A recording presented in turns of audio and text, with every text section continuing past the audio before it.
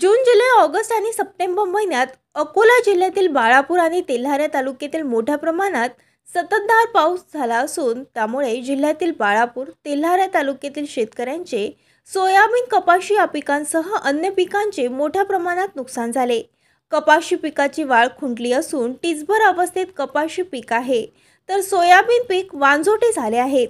वाढलेल्या सोयाबीनला शेंगाच न लागल्यामुळे बाळापूर, तेल्हाऱ्यातील शेतकऱ्यांच्या पुढे प्रपंचाचा पुढील उदरनिर्वाह कसा करायचा हा यक्ष प्रश्न आवासून उभा ठाकला आहे। आसमानी संकट असतानाही शासनाच्या नियमानुसार पाऊस न आल्यामुळे जिल्ह्यातील बाळापूर आणि तेल्हारा तालुक्यातील शेतकऱ्यांना सुलतानी संकटाला सुद्धा तोंड द्यावे लागत आहे।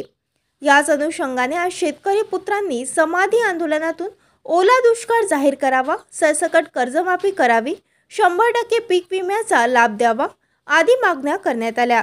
यावेळी आझाद फाउंडेशनचे संस्थापक अध्यक्ष गोपाल पोहरे व संभाजी ब्रिगेडचे जिल्हाध्यक्ष देवानंद साबळे यांच्या नेतृत्व जोगलखेड परिसरातील शेतकऱ्यांनी जिवंत समाधी आंदोलन केले। यावेळी गावातील शेतकरी माणिकराव भरणे, रवी गावंडे, योगेश हागे, मनोज लांडे, श्रीकांत भरणे, राम भरणे, संदीप भरणे, संतोष भरणे, शेकडो अनेक शेतकरी उपस्थित होते।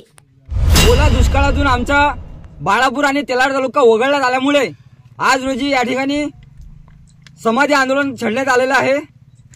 आज रोजी आमच्या ज्या बापाला बळीराजा म्हटलं जाते त्या बळीराजाला मातीत गाळण्याचं काम या यंत्रणेकडून होत आहे।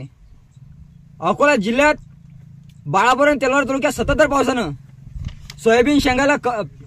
सोयाबीन पिकाला शेंगा नाहीत, कपाशी पिकाला बोंड्या नाहीत, मोठ्या प्रमाणात शेतकऱ्यांचं नुकसान झालेलं आहे।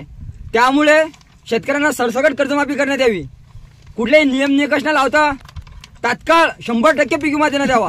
2020 मध्ये मंजूर झालेला खरीप हंगामाचा 18,000 शेतकऱ्यांचा मंजूर पीक विमा तात्काळ देण्यात यावा।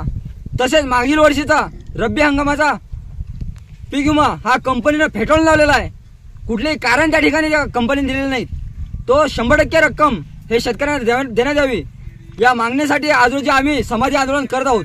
जय जवान, जय किसान।